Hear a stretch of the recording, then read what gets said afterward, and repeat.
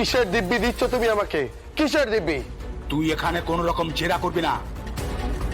এখানকার ছেলে মেয়েরা কোনো ঝামেলার সঙ্গে যুক্ত নয়।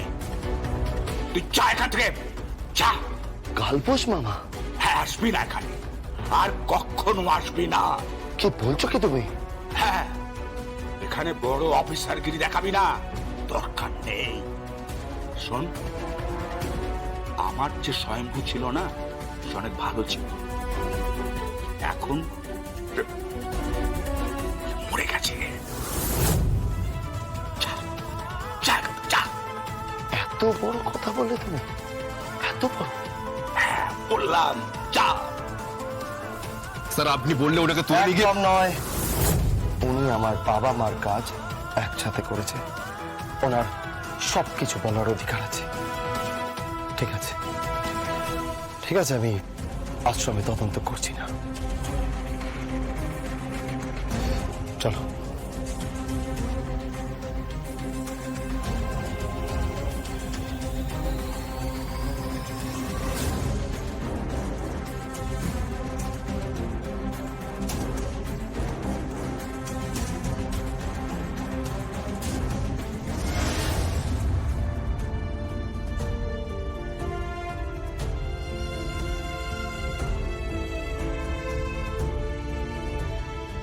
তুমি অনেক পাল্টে গেছো কালপোষ মামা, অনেক পাল্টে গেছো।